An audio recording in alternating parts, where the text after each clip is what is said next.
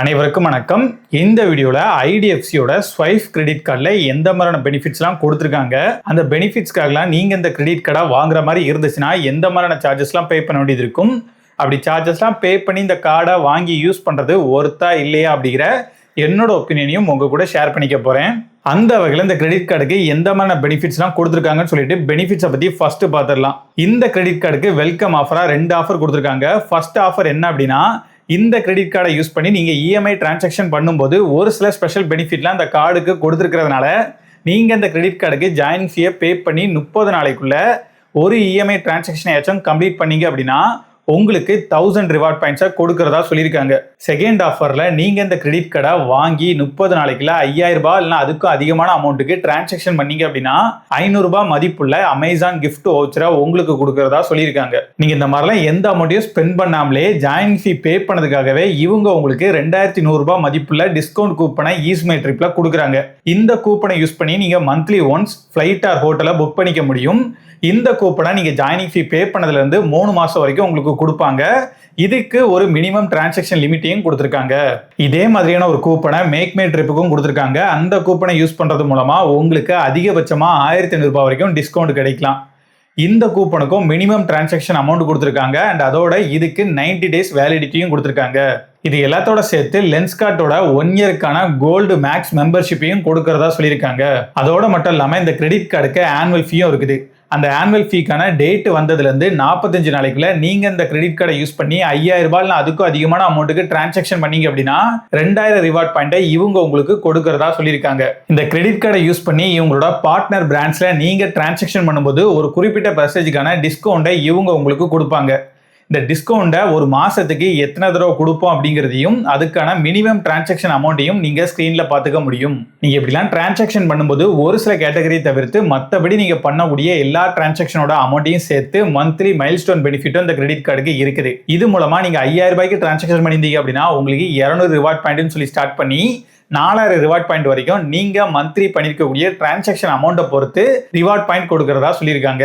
இதோட utility and rental payment அப்போ ஒரு பில்லிங் சைக்கிளுக்கே நீங்க 20000க்கும் அதிகமான அமௌண்ட்டுக்கு டிரான்சாக்ஷன் பண்ணீங்க அப்படின்னா 400 ரிவார்ட் பாயிண்டா உங்களுக்கு கொடுக்கறதா சொல்லியிருக்காங்க. நீங்க இந்த கிரெடிட் கார்டை யூஸ் பண்ணி டிரான்சாக்ஷன் பண்ணக்கூடிய சிங்கிள் டிரான்சாக்ஷனோட அமௌண்ட் 2500 ரூபாய்க்கும் அதிகமான அமௌண்ட்டா இருக்கும்போது அந்த டிரான்சாக்ஷன் உங்களால இஎம்ஐயா கன்வெர்ட் பண்ணிக்க முடியும். இந்த மாதிரி நீங்க இஎம்ஐ கன்வர்ஷன் பண்றப்போ மந்த்லி இஎம்ஐ கன்வர்ஷன் ஃபிளாட் ஃபீன்னு சொல்லிட்டு 49 ரூபாயில ஸ்டார்ட் பண்ணி நீங்க டிரான்சாக்ஷன் பண்ணக்கூடிய அமௌண்ட் அப்புறம் இஎம்ஐ 10 பேஸ் பண்ணி ஒரு குறிப்பிட்ட அமௌண்ட்டை சார்ஜ் பண்ணணும்னு சொல்லியிருக்காங்க. அதோட மட்டும் இல்லாம இப்படி சார்ஜ் பண்ற அமௌண்ட்டை தவிர்த்து உங்ககிட்ட இருந்து இன்ட்ரெஸ்டாவோ ப்ராசஸிங் ஃபீயாவோ எந்த ஒரு அமௌண்ட்டையும் சார்ஜ் பண்ண மாட்டோம் அப்படிங்கிற மாதிரி சொல்லியிருக்காங்க.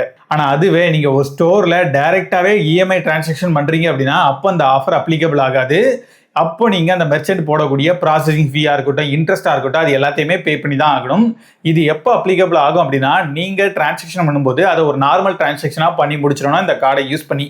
அதுக்கப்புறமா அந்த அமௌண்ட்டை இஎம்ஐ கன்வர்ஷனா அந்த ஆப்பை யூஸ் பண்ணி கன்வெர்ட் பண்ணீங்க அப்படின்னா அப்போ இவங்க மந்த்லி ஃபிளாட் ஃபீ மட்டும் தான் சார்ஜ் பண்ணுவாங்களே தவிர இது கூட ப்ராசஸிங் ஃபீயையோ இன்ட்ரெஸ்டையோ சார்ஜ் பண்ண மாட்டோம் அப்படிங்கிற மாதிரி சொல்லியிருக்காங்க. இதை பத்தி தெளிவாக நான் சார்ஜஸை பத்தி பேசும்போது பார்க்கலாம். அப்புறம் உங்களால் இந்த கிரெடிட் கார்டை யூஸ் பண்ணி யூபிஐ டிரான்சாக்ஷன் பண்ணிக்க முடியும். நீங்க ஒரு மாசத்துக்கு இந்த மாதிரி எவ்வளவு யூபிஐ டிரான்சாக்ஷன் பண்ணிருக்கீங்களோ அந்த அமௌண்ட்ல ஒவ்வொரு 5000 ரூபாய்க்கும் 5 ரிவார்ட் பாயிண்டை உங்களுக்கு கொடுக்கறதா சொல்லியிருக்காங்க.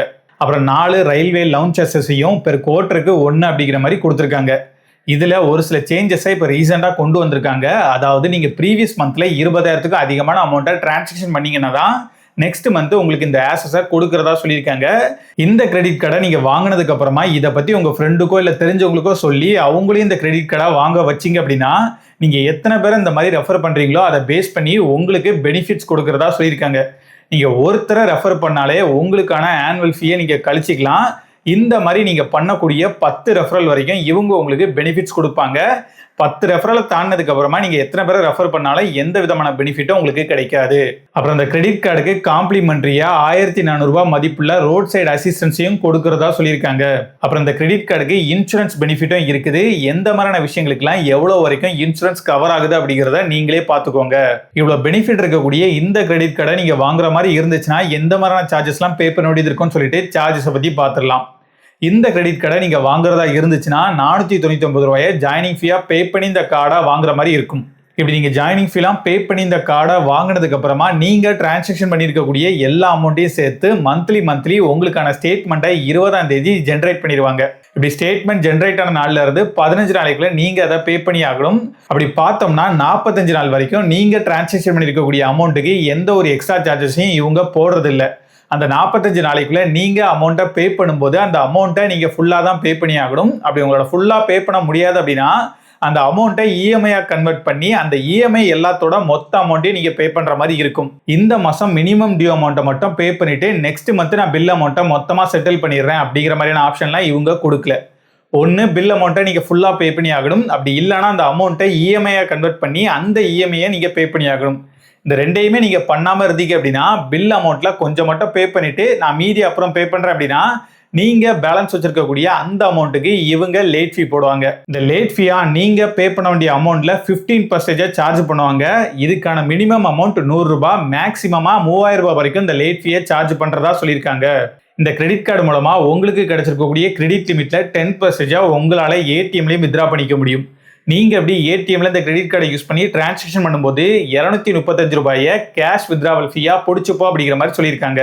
மோஸ்டா எல்லா கிரெடிட் கார்டுலையுமே ஏடிஎம் டிரான்சாக்ஷன் பண்றப்போ நீங்க அமௌண்ட்டை வித்ரா பண்ண நாள்ல இருந்து அதை திரும்ப பே பண்ற வரைக்குமே இன்ட்ரெஸ்ட் போடுவாங்க. ஆனா இவங்க இந்த மாதிரி இன்ட்ரெஸ்ட் எதையுமே சார்ஜ் பண்றது இல்ல, ஒன்லி கேஷ் வித்ராவல் ஃபீ மட்டும்தான். இன்ட்ரெஸ்ட் அப்படிங்கறத எங்கேயுமே மென்ஷன் பண்ணாம இவங்க மந்த்லி இஎம்ஐ கன்வர்ஷன் ஃபிளாட் ஃபீன்னு சொல்லி வாங்கக்கூடிய அந்த சார்ஜ்லயே இன்ட்ரெஸ்ட், ப்ராசஸிங் ஃபீன்னு சொல்லி எல்லாத்தையும் மொத்தமா கலெக்ட் பண்ணிடுவாங்க அப்படிங்கிற மாதிரி தான் நான் நினைக்கிறேன். ஏன்னா இதுக்கான மினிமம் அமௌண்ட் தான் 49 ரூபா அப்படிங்கிற மாதிரி சொல்லியிருக்காங்களே தவிர இதுக்கான அதிகபட்ச அமௌண்ட் எவ்வளவு வரைக்கும் இருக்கலாம் அப்படிங்கிறத மென்ஷன் பண்ணவே இல்லை.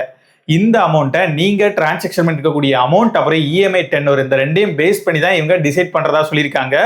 அதோட மட்டும் இல்லாம நீங்க இந்த இஎம்ஐயை ஃபோர்க்ளோஸ் பண்றதா இருந்துச்சுன்னா 3% சார்ஜ் பண்ணும் அப்படிங்கிற மாதிரியும் சொல்லியிருக்காங்க.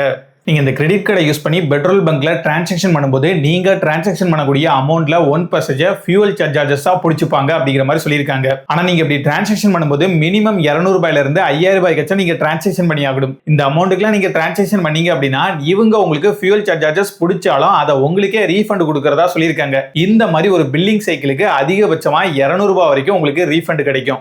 இது ஃபியூவல் சார்ஜஸ். இது இல்லாம ஃபியூவல் டிரான்சாக்ஷன் சார்ஜஸ் சொல்லிட்டும் ஒரு சார்ஜஸ் இருக்கு.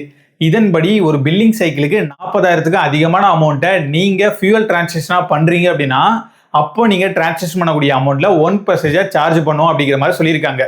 நீங்க பண்ணக்கூடிய எல்லா ரெண்டல் டிரான்சாக்ஷனுக்கும் ரெண்டல் சர்ஜார்ஜஸா நீங்க டிரான்சாக்ஷன் பண்ணக்கூடிய அமௌண்ட்ல 1% சார்ஜ் பண்ணும் அப்படிங்கிற மாதிரி சொல்லியிருக்காங்க. இதுக்கான மினிமம் அமௌண்ட் 249 ரூபாய். யூட்டிலிட்டி பில் பேமெண்ட்டை பொறுத்த வரைக்கும் ஒரு பில்லிங் சைக்கிளுக்கு 20,000 வரைக்கும் நீங்க எந்த ஒரு எக்ஸ்ட்ரா சார்ஜஸும் பே பண்ணாம உங்களால டிரான்சாக்ஷன் பண்ணிக்க முடியும். 20,000க்கு அதிகமான அமௌண்ட்டை யூட்டிலிட்டி பில் பேமெண்ட்டா நீங்க பண்றப்போ நீங்க டிரான்சாக்ஷன் பண்ணக்கூடிய அமௌண்ட்ல 1% யூட்டிலிட்டி சர்சார்ஜஸா பிடிச்சுப்போம் அப்படிங்கிற மாதிரி சொல்லியிருக்காங்க.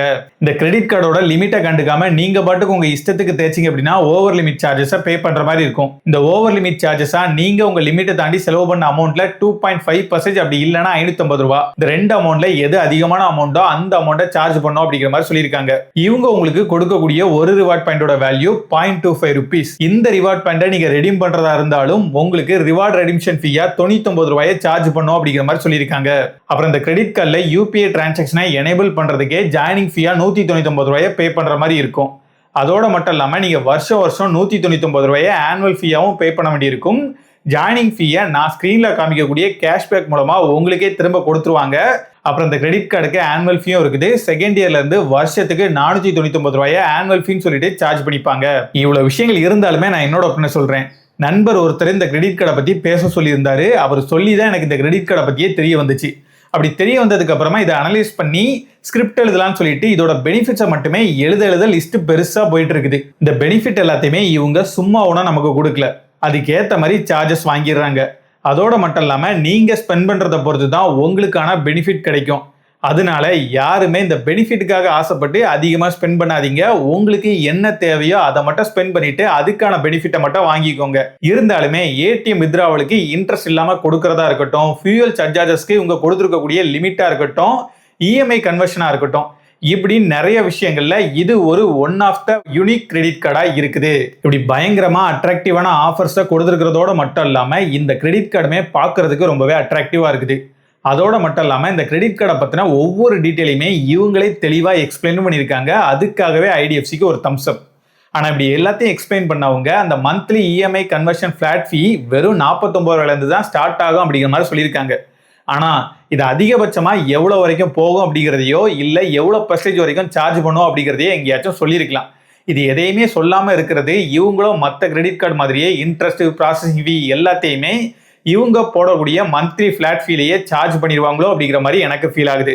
அதனால நீங்க இந்த கிரெடிட் கார்டை வாங்குறதா இருந்துச்சுன்னா இந்த மந்த்லி ஃபிளாட் ஃபீயை பத்தி தெளிவா கேட்டுக்கோங்க. அதோட மட்டும் இல்லாம நீங்க எல்லா அமௌண்ட்டையுமே இஎம்ஐயா கன்வெர்ட் பண்ணி அந்த இஎம்ஐயை மட்டும் பே பண்ணிக்கலாம் அப்படிங்கிற மாதிரி யோசிக்காம அப்பப்ப பில்லை மட்டும் மொத்தமா பே பண்ணிருங்க. அதுதான் பெஸ்ட். வரட்டா?